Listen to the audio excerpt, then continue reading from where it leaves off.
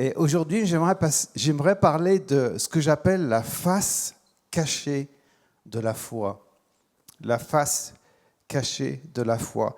Lorsqu'on lit dans l'Épître aux Hébreux au chapitre 11 et au premier verset, on lit ceci. « Or, la foi est une ferme assurance des choses qu'on espère, une démonstration de celles qu'on ne voit pas. » Il y a une chose qui est très importante, parce qu'il parle de la foi et il parle des choses que l'on espère. La foi a besoin de l'espérance, parce qu'une foi sans espérance est une foi désespérée.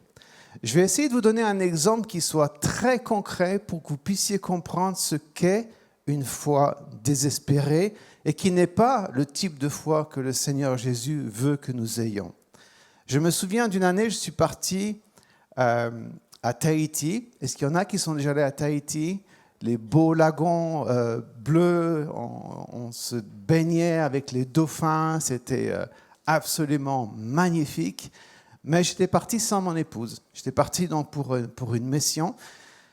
Et puis, quand vous arrivez à l'aéroport, on vous met des colliers en fleurs. Et puis après, quand vous repartez, des colliers en perles et tout ça. Et après, quand je suis rentré, j'ai dit à ma femme, qu'est-ce que j'ai vécu un temps magnifique. Là, Tahiti, la Polynésie, c'est absolument magnifique, c'est merveilleux. Et puis, je sentais, au fur et à mesure que je racontais mon histoire, je sentais que son visage s'attristait, en fait. Et j'ai vite compris. J'ai vite compris, mes antennes sont sorties et je dis, tu sais chérie, ne t'inquiète pas, un jour je t'emmènerai. Et elle me dit, je préfère que tu ne me fasses pas de fausses promesses. Je préfère ne pas y penser et le jour où tu viendras avec un billet, en fait, de préférence en classe affaires, parce que c'est un long voyage, pour la Polynésie, à ce moment-là, j'y croirai. Et ça, c'est vraiment ce qu'on appelle une foi désespérée, une foi qui n'a pas d'espérance. Parce que l'espérance coûte. L'espérance sous-entend que tu espères, que tu te bats avec ce que tu attends. Et c'est quelque chose que Dieu veut que nous ayons. Quelquefois, on a tellement peur de ne pas avoir, de ne pas recevoir ce que nous attendons de Dieu, que l'on préfère dire, je préfère ne pas y penser, et si le Seigneur veut me donner ce qu'il veut me donner, il me le donne. En attendant, je n'y pense pas. Si ça vient, c'est super. Si ça ne vient pas, au moins, je ne souffrirai pas. Et ça, ce n'est pas le type de foi que Dieu veut que nous ayons. Et on va voir l'histoire d'une femme, justement, qui avait une foi, qui manquait d'espérance. Et on va voir comment est-ce que Dieu va travailler dans sa vie pour lui redonner l'espérance. On trouve ce texte dans 2 Rois 4, au verset 8, 2 Rois 4, 8. Un jour, Élisée passait par Sunem. Il y avait là une femme de distinction qui le pressa d'accepter à manger. Et toutes les fois qu'il passait, il se rendait chez elle pour manger. Verset 9, elle dit à son mari, « Voici, je sais que cet homme qui passe toujours chez nous est un saint homme de Dieu. » Elle savait que cet homme était un saint homme de Dieu. « Faisons une petite chambre haute avec des murs et mettons-y pour lui un lit, une table, un siège, un chandelier, afin qu'il s'y retire quand il viendra chez nous. » Cette femme sentait qu'il y avait dans cet homme, dans ce prophète, la présence de Dieu. Et elle voulait que cette présence de Dieu soit aussi chez elle. Elle voulait que cet homme qui était porteur de la présence de Dieu puisse rester chez elle le plus souvent possible et qu'elle puisse aussi, elle, bénéficier de cette présence de Dieu. Élisée, étant revenu à Suchem, se retira dans la chambre haute et y coucha. Et il dit à Géasi, son serviteur, « Appelle cette Sunamite. » Géasi l'appela et elle se présenta devant lui. Et Élisée dit à Géasi, « Dis-lui, voici, tu nous as montré tout cet empressement. Que peut-on faire pour toi? Faut-il parler pour toi au roi ou au chef de l'armée? » Elle répondit, « J'habite au milieu de mon peuple. » Il y a quelque chose dans cette femme, elle commence à comprendre qu'elle a ouvert les portes au prophète et que le prophète va commencer à mettre son nez dans ses affaires. Elle est hésitante, elle ne sait pas qu'est-ce qui va se passer. Et il dit, que faire pour elle? Géasi répondit, elle n'a point de fils et son mari est vieux. Et il dit, appelle-la, Géasi l'appela, elle se présenta à la porte. Ça, c'est très symbolique. Elle se présente à la porte parce qu'elle sait, elle est là sur le seuil de la porte. Elle sait que si elle passe ce seuil, si elle va au-delà, si elle rentre dans les projets que Dieu a pour elle, là, elle va perdre le contrôle de sa vie. Élisée lui dit, à cette même époque, l'année prochaine, tu embrasseras un fils. Et elle dit, non, non, mon Seigneur, homme de Dieu, ne trompe pas ta servante. En fait, l'hébreu dit, ne fais pas monter mon espérance. Ne fais pas monter mon espérance. Je pense que cette femme a espéré pendant longtemps et qu'au fur et à mesure, elle a laissé tomber cette idée d'avoir un enfant et que vient cet homme et lui ramène le souvenir de ces choses-là. Elle dit non, non, non, ne me parle pas de ces choses-là. Mais cette femme devint enceinte et elle enfanta un fils à la même époque, l'année suivante, comme Élisée, le prophète, lui avait dit. Verset 18, l'enfant grandit et un jour qu'il était allé trouver son père vers les moissonneurs, il dit à son père, ma tête, ma tête. Le père dit à son serviteur, porte-le à sa mère. Typique, hein? Amène-le à ta mère, il a mal à la tête. Le serviteur l'emporta et l'amena à sa mère, et l'enfant resta sur les genoux de sa mère jusqu'à midi, et il mourut. Elle monta, le coucha sur le lit de l'homme de Dieu, ferma la porte sur lui et sortit. C'est très important ce qu'elle fait, cette femme-là. Et je crois que c'est une leçon pour nous aussi. Elle vit quelque chose d'absolument dramatique. Elle a eu cette espérance pendant très longtemps. Ce prophète vient, rallume l'espérance en elle quelque part. L'enfant naît et il meurt. Elle va le mettre sur le lit, mais elle va contenir le problème. Pourquoi c'est important pour nous? Parce que c'est une leçon pour chacun d'entre nous. Certaines choses de la vie, quand elles nous arrivent, des choses difficiles, on a besoin d'apprendre à les contenir. De les contenir. On a besoin de savoir à qui en parler et surtout à qui ne pas en parler. Parce que plus on évente ces choses-là, plus ça risque d'être difficile après. Tout le monde n'a pas besoin de savoir les problèmes personnels que tu peux rencontrer. Tout le monde n'a pas besoin, tout le monde n'est pas dans le style d'amitié avec toi, n'a pas cette intimité avec toi pour connaître ces choses-là. Et elle sait, cette femme, qu'elle va aller directement vers cet homme, en fait, qui lui a promis cet enfant. Donc elle appelle son mari, verset 22, elle dit, envoie-moi, je te prie, un des serviteurs et une des ânesses, je veux aller en hâte vers l'homme de Dieu et je reviendrai. Et il dit, mais pourquoi veux-tu aller aujourd'hui vers lui? Ce n'est ni la nouvelle lune, ni sabbat. Elle répondit, tout va bien. Même à son mari, elle va dire, tout va bien. L'enfant est mort sur le lit. Et elle dit, tout va bien. Parce qu'elle sait qu'elle veut aller directement vers celui qui a fait remonter son espérance. Et maintenant, l'enfant est mort. Elle partit donc, se rendit vers l'homme de Dieu sur la montagne du Carmel. L'homme de Dieu, l'ayant aperçu de loin, dit à Géasi, son serviteur, « Voici cette Sunamite. Maintenant, cours donc à sa rencontre et dis-lui, te portes-tu bien? Ton mari et ton enfant se portent-ils bien ?» Elle répondit, « Bien. » Et dès qu'elle fut arrivée auprès de l'homme de Dieu sur la montagne, elle embrassa ses pieds.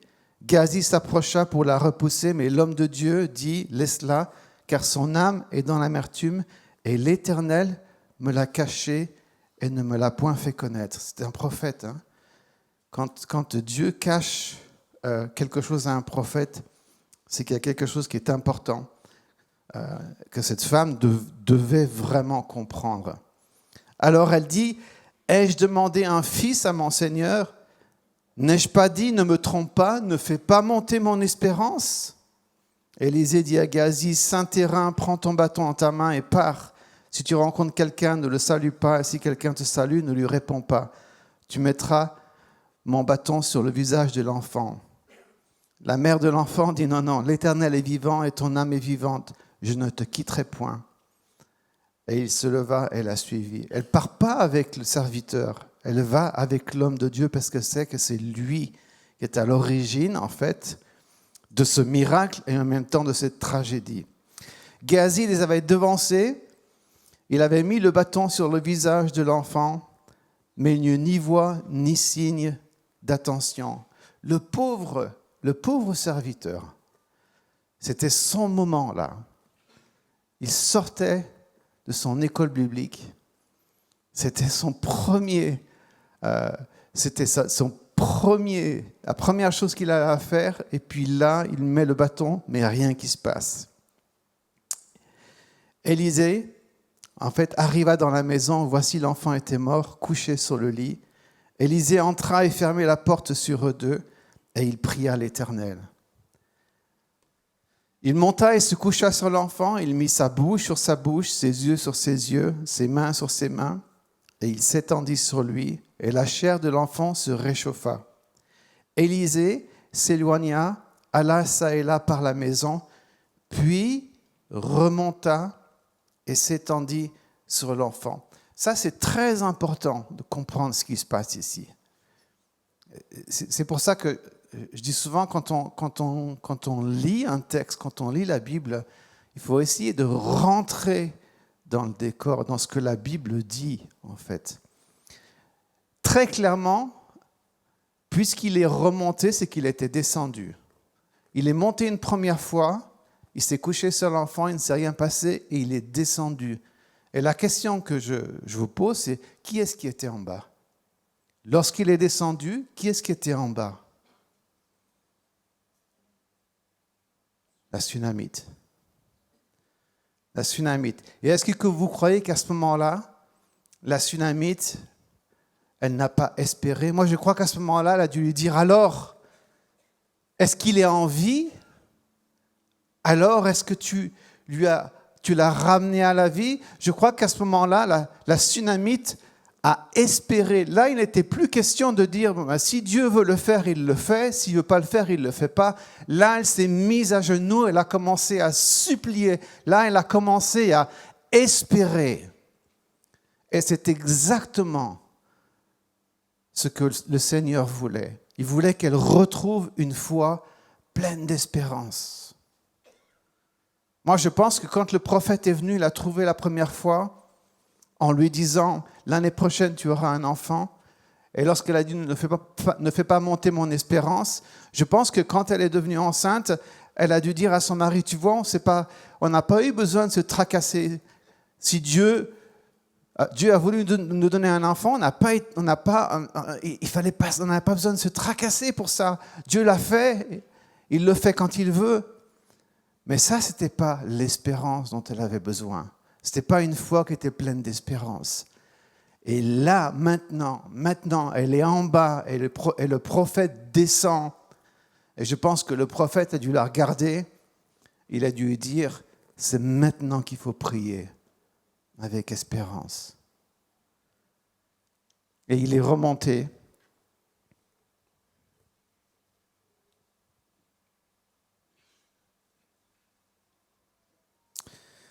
Il monta, s'étendit sur l'enfant, et l'enfant éternua 7 fois, et il ouvrit les yeux. Élisée appela Géasi et dit, appelle cette Sunamite. Géasi l'appela, et elle vint vers Élisée, qui dit, prends ton fils. Elle alla se jeter à ses pieds, et se prosterna contre elle. Et elle prit son fils et sortit. Ce principe de la foi et de l'espérance est fondamental pour chacun d'entre nous aujourd'hui. Parce que je rencontre trop de gens, et j'ai vécu cette saison-là aussi dans ma vie, où j'ai aussi eu ce type de langage, de transaction avec Dieu, où je dis, Seigneur, si tu veux me donner quelque chose, tu me le donneras. Je vais arrêter d'y penser parce que c'est en train de vraiment me prendre la tête. Vous savez, nous, on n'a pas d'enfants. Donc j'ai connu, je sais ce que c'est. Je sais ce que c'est de tous les mois être dans la détresse, en se disant, mais qu'est-ce qui se passe? Qu'est-ce que tu es en train de faire, Seigneur? Je sais ce que c'est. Mais Dieu veut qu'on ait une foi remplie d'espérance. Et certains d'entre vous, aujourd'hui, il y a certaines choses que vous avez mises de côté. En pensant, je préfère ne plus y penser. Peut-être que c'est une histoire d'enfant, peut-être que c'est un enfant. Et c'est tellement difficile, ça fait tellement mal que tu préfères dire « je ne veux pas y penser parce que c'est en train de me détruire ». Seigneur, si tu veux me donner ça, tu me le donnes. J'y pense plus. Et le problème avec ça, c'est que ça, ce n'est pas une foi qui est pleine d'espérance. Ça, c'est une foi qui dit, ça, c'est presque une transaction. C'est une foi qui dit, bon, Seigneur, si tu me le donnes, moi, je ne vais pas du tout me tracasser avec ça. Alors qu'il a besoin de travailler avec nous. L'espérance, c'est le gymnase de la foi. Il a besoin qu'on se mette en prière et qu'on continue à espérer. Et je le conçois, l'espérance, ça fait mal quelquefois parce qu'on attend des choses qui tardent. Et tu sais, lorsque c'est Dieu, il ne s'agit pas d'espérer pour des choses qui ne sont pas de Dieu. Là, il vaut mieux en faire le deuil. Là, maintenant, je parle de choses qui sont vraiment de Dieu. Je parle de ces buissons ardents qui sont là et qui brûlent constamment dans ton cœur. Et tu as beau essayer de les rejeter, c'est toujours présent. C'est toujours là.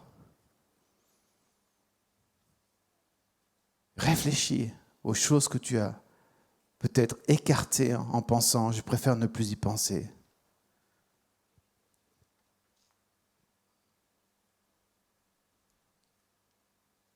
Il y a dans 1 Roi 18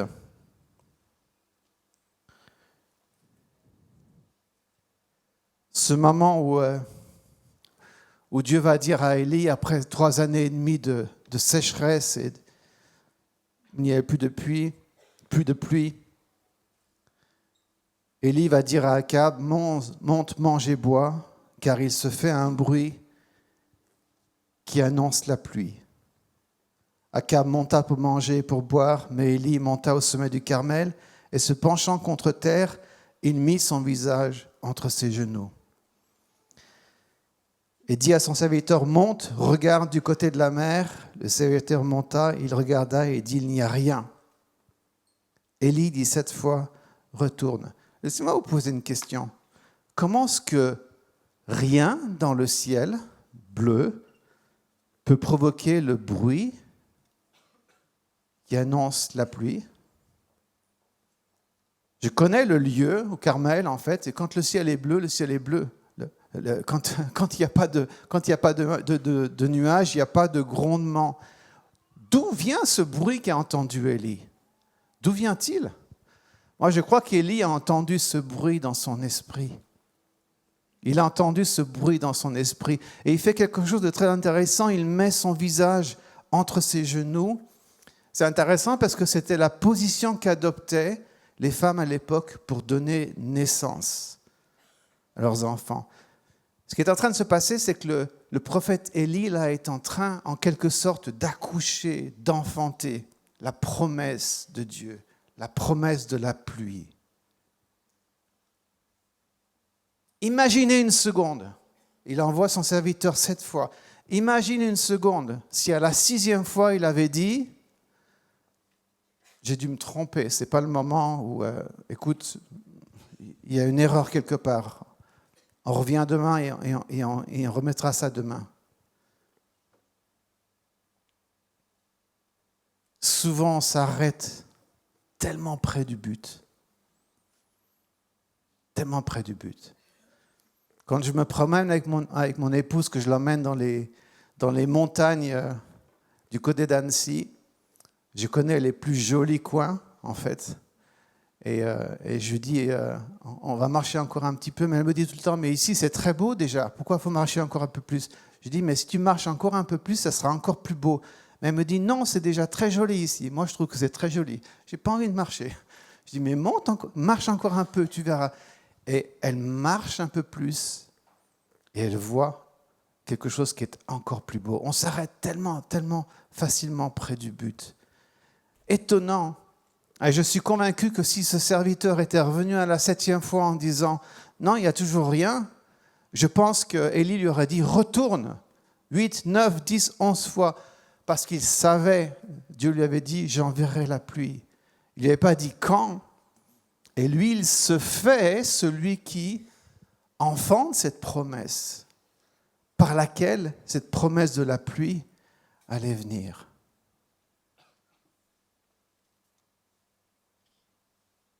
Quand on pense à des gens comme Abraham, nous dit l'Épître aux Romains, il est dit qu'il ne douta pas par incrédulité. Ça veut dire quoi, ne pas douter par incrédulité? Ça veut dire que quand il a vu son corps, il a douté de son corps, mais il n'a pas douté de celui qui pouvait donner la puissance à son corps. Il a cru en celui qui appelle les choses qui ne sont pas comme si elles étaient.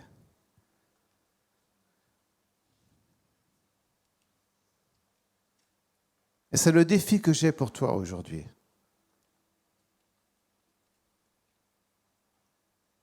Parce qu'il y a des choses que tu as mises de côté, tu as laissées de côté parce qu'elles sont difficiles. Et puis tu es rentré dans un type de transaction où tu dis, Seigneur, si tu veux me donner cette chose-là, tu me la donnes. Moi, je vais arrêter de me prendre la tête avec ça. Et pour certains d'entre vous ce matin, c'est ma conviction, c'est vraiment ma conviction. Certains d'entre vous ce matin, le Seigneur est en train de te dire, je veux que tu reprennes cette chose-là que tu as laissée. Et ensemble, on va redonner vie à ce rêve, à cette espérance.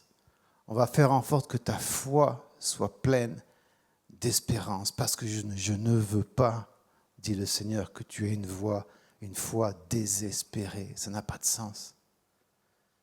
Que ta foi soit pleine d'espérance. L'espérance ne trompe point, parce que l'amour de Dieu est répandu dans nos cœurs, dit l'Épître aux Romains. Il ne s'agit pas d'espérer pour des choses que Dieu n'a pas promises. Il n'a pas promis certaines choses, il ne s'agit pas d'inventer. Il ne s'agit pas d'espérer pour des choses qui seraient contre-scripturaires, qui seraient totalement en dehors de ce qui est la volonté de Dieu. Mais il s'agit d'espérer pour des choses que Dieu a dit. Il a promis ces choses-là. Et je suis d'accord avec toi, c'est difficile. Pour nous, je suis tout à fait vulnérable, je le dis avec beaucoup de liberté, parce que pour moi, maintenant, ce n'est plus un problème. Pour nous, ça a été difficile pendant longtemps. Ma femme est maîtresse des écoles, elle aime les enfants, elle a des qualités mais absolument incroyables à l'égard des enfants, dans sa façon de les enseigner, avec tout type d'individus, des enfants autistes ou autres. Elle arrive à les captiver, il y a quelque chose de très fort, mais on n'a pas d'enfants. Et donc, nous, on a vécu cette zone, ce moment dans la vie où on se dit, Seigneur, mais qu'est-ce que tu fais avec nous? Et puis nous aussi, on a dit à un moment ou à un autre, bon, on va arrêter d'y penser parce que c'est en train de vraiment de prendre toute notre énergie. Sans compter le nombre d'individus on a beaucoup voyagé, et vous savez, les gens ne sont pas stupides. Hein. Au bout d'un moment, ils font 1 + 1. Et le nombre de gens qui sont venus nous voir, et j'ai une prophétie pour vous. L'année prochaine, voit avec un enfant, avec un petit garçon, les yeux verts, blond. Et il a fallu, et c'est très important de le penser comme ça, il a fallu qu'on accepte le fait que la grande majorité de ces gens-là, ce qu'ils voulaient, c'était notre bien. Il y avait un tel amour en eux. On n'a jamais pensé, faux prophète. Non. On s'est dit, ils nous aiment tellement, ils nous veulent tellement du bien, qu'ils vont au-delà de ce que la vie nous réserve, en fait. Et il a fallu qu'on apprenne à accepter ça. Et peut-être que c'est dans cette situation aussi, et ce n'est pas facile à négocier ce genre de choses. Mais c'est important de comprendre ça, de comprendre que les gens, quand ils disent ces choses-là, avant tout, ils cherchent ton bonheur et ils t'aiment, ils vous aiment, et ils veulent le meilleur. Et puis après, lorsqu'on a passé cette frontière, on va dire, où on s'est dit, ok, maintenant que on n'a pas d'enfants, on va foncer dans les choses du ministère, on va servir Dieu de toute notre force. Après, on est rentré dans une phase où on s'est dit, où je disais à ma femme, on dit, qu'est-ce qui se passe si maintenant ça vient ? Si maintenant qu'on a tout organisé, si maintenant qu'on a accepté cette situation, si maintenant qu'on a compris, en fait, et si ça arrive maintenant ? Il a fallu qu'on ait la foi d'accepter que si ça arrivait, on aurait vécu la chose, sans doute avec beaucoup de joie, on aurait dû changer énormément de choses, mais on l'aurait fait. Et le plus important, c'est que le Seigneur veut que ta foi soit remplie d'espérance et qu'elle ne soit pas désespérée. Et s'il a dit des choses, s'il a promis des choses, si ce sont comme des buissons ardents qui brûlent en toi, il a besoin de ta collaboration. Il a besoin que tu travailles avec lui dans la prière, dans l'intercession, pour que tu grandisses. Et tu verras, en fait, lorsque tu grandis, c'est plus la même douleur, c'est autre chose. Tu grandis dans les caractéristiques qui sont les caractéristiques de Christ. Christ en toi grandit. Donc je veux vraiment, ce matin, je vais m'arrêter là, mais je veux vraiment, vraiment t'inviter à réfléchir. Ne néglige pas l'espérance qui est en toi. Ne néglige pas, en fait, ne fais pas le deuil de sa promesse. Lorsque c'est sa promesse, fais le deuil de tes promesses, de ce que tu aurais peut-être inventé, mais lorsqu'il s'agit de sa promesse à lui ou de ses promesses, ne fais pas le deuil de ces choses-là. Parce qu'elles seront là, parce qu'elles continueront, parce que Dieu est fidèle. Et parce qu'un jour ou un autre, il te fera rencontrer quelqu'un, et en l'occurrence, aujourd'hui c'est moi, et tant mieux, qui va venir te dire, au fait, il y a une articulation, la face cachée de la foi, peut-être qu'il y a quelque chose que tu n'as pas vraiment compris. Nous ne sommes pas appelés à vivre une foi qui dit, si Dieu me le donne, il me le donne, s'il ne me le donne pas, il ne me le donne pas. D'une façon ou d'une autre, je suis gagnant. Ça, ce n'est pas une vie de foi. Ce n'est pas une vie de foi avec espérance. Ce n'est pas comme ça qu'il veut qu'on vive. Donc je crois qu'on va prendre le pain et le vin, et je voudrais, alors que les gens qui vont servir vont faire ça beaucoup mieux que je pourrais le faire moi depuis l'estrade, mais surtout faites-le en prenant conscience de ce message, en prenant conscience de cette chose-là. Peut-être que tu vas venir et tu vas prendre ce symbole, ce corps de Christ, le sang de Christ, en pensant, Seigneur, je reprends cette chose-là que j'avais laissée de côté. Et je crois qu'en la reprenant, tu vas me donner une grâce particulière et elle ne va pas me faire souffrir comme avant. Le Seigneur t'invite peut-être à reprendre ce que tu as laissé de côté. Peut-être que c'est un enfant, peut-être que c'est des parents pour lesquels tu pries depuis des décennies et qui ne sont toujours pas au Seigneur. Peut-être que c'est un mari, tu cherches un mari, peut-être que tu cherches une épouse et ça tarde et c'est difficile et tu as du mal et quand tu rentres dans la communauté, tu as l'impression que tout le monde te regarde et tu lui dis, je préfère ne plus y penser, je mets ça de côté et c'est le Seigneur qui fera ou qui ne fera pas. Peut-être qu'il faut que tu reprennes ta vie de prière, tu reprennes ton espérance, et que tu vois la promesse de Dieu. Ne fais pas le deuil de la promesse de Dieu. Amen. Ne fais pas le deuil de la promesse de Dieu. Et sois béni. Alors que tu prends ce pain, ce vin, place-toi devant le Seigneur et dis-lui, Seigneur, est-ce que j'ai besoin vraiment de revoir un petit peu mes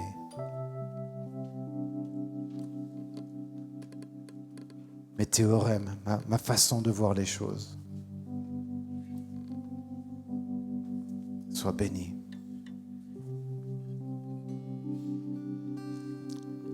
Nous sommes le premier dimanche du mois et effectivement c'est le moment de la Sainte Seine. Et je voudrais vous inviter à vous lever à vos places pendant que les servantes et serviteurs procèdent à la distribution de la Sainte Seine. Il n'y a pas de coupure avec ce qui vient de se dire. On veut qu'il y ait une fluidité, on veut qu'il y ait une suite logique à ce que nous allons faire maintenant. Quand Jésus s'est montré aux disciples alors que Thomas était présent, il a invité Thomas à venir communier avec ses blessures dues à la croix. Il a dit à Thomas, mets tes mains là, mets ton doigt là dans mes meurtrissures. Et il va ajouter ceci, ne doute plus, mais crois maintenant, ne sois plus incrédule, mais crois maintenant.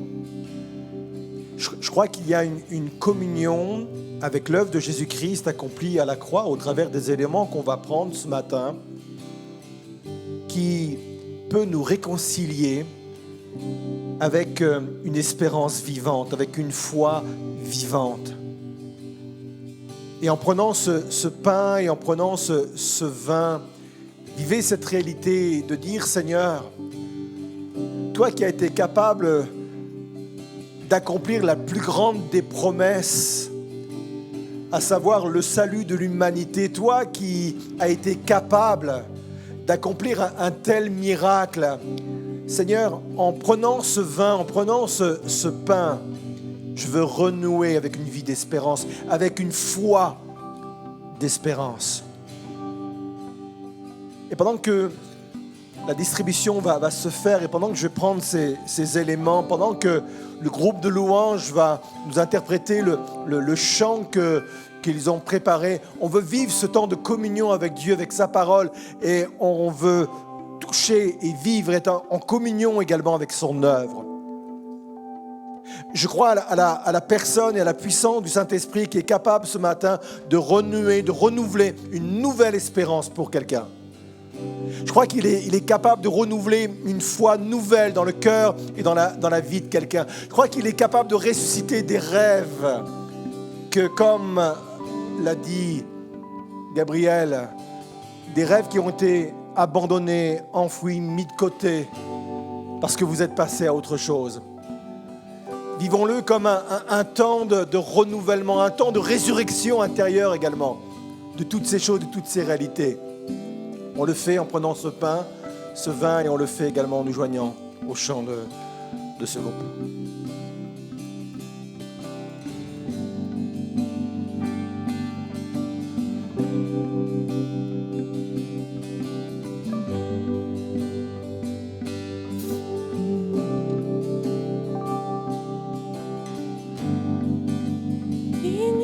Tous les chants que je chanterai,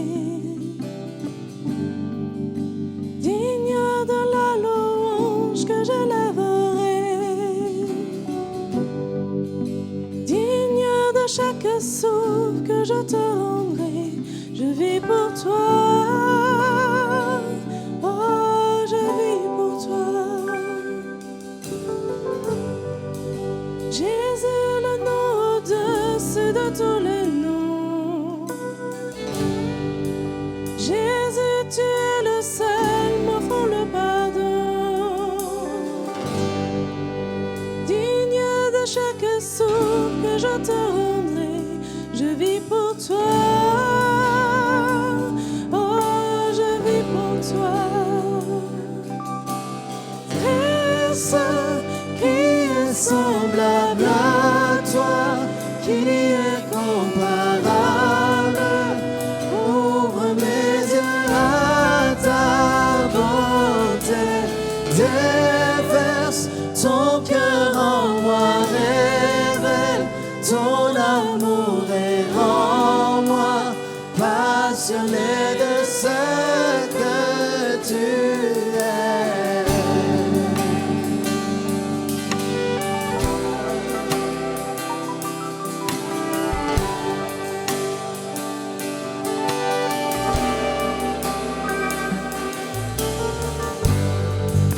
Digne de tous les chants que je chanterai, digne de la louange que j'élèverai, digne de chaque souffle que je te rendrai. Je vis pour toi, je vis pour toi. Jésus, le nom au-dessus de tous les noms. Jésus, tu es le seul m'offrant le pardon. Digne de chaque souffle que je te rendrai, je vis pour toi.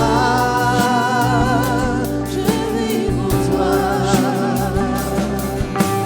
Très saint, qui est semblable à toi, qui est comparable. Ouvre mes yeux à ta beauté, déverse ton cœur en moi, révèle ton amour et rends-moi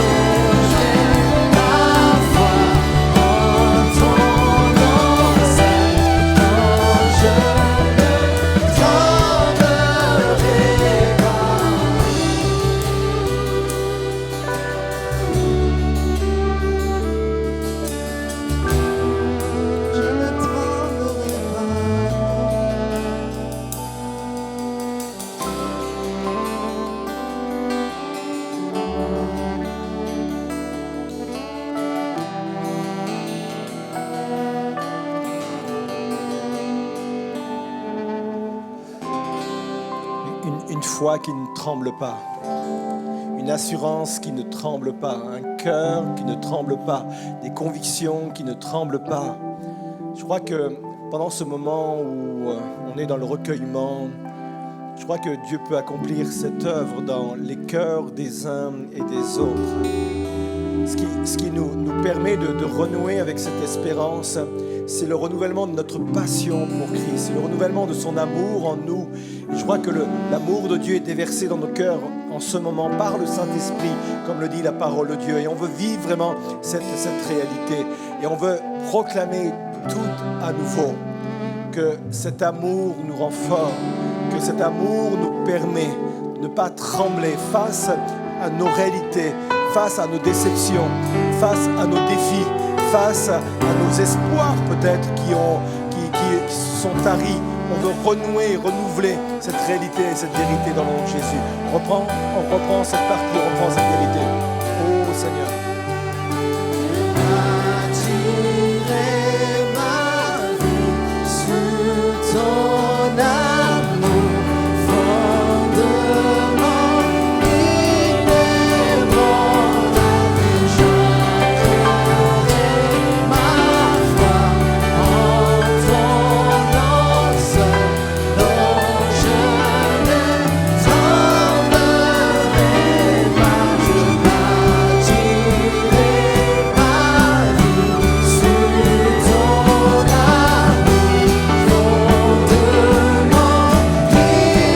fondement inébranlable. Et j'ancrerai ma foi en ton nom seul, dont je ne tremblerai pas. Bâtirai ma vie sous ton amour, fondement inébranlable. Et j'ancrerai ma foi en ton nom seul, dont je ne tremblerai pas. Seigneur Jésus, je veux vraiment te prier ce matin pour les uns et les autres dans ce lieu et ceux qui nous regardent en ligne, Seigneur, pour que quelque chose de spirituel puisse se produire dans chacune des âmes. Viens redonner l'espérance, Seigneur Jésus. Viens renouer, Seigneur Jésus, les cœurs avec toi, avec ta passion, avec ton amour, Seigneur. Redonne des certitudes, Seigneur, inébranlables. Redonne des convictions inébranlables. Seigneur, mets de côté tout faux espoir qui émane d'aspiration humaine, Seigneur. Mais reste et solidifie et demeure intact les rêves qui viennent de toi dans les cœurs des uns et des autres, Seigneur. Je prie vraiment de venir renforcer cela pendant ce moment, dans le nom précieux de notre Seigneur Jésus-Christ. Je veux vivre cette réalité et je veux vraiment m'appuyer sur ta parole pour qu'il en soit ainsi. Merci, Seigneur, pour cette grâce et cette bénédiction que tu veux accomplir au milieu de nous, dans le nom de Jésus. Amen, Seigneur.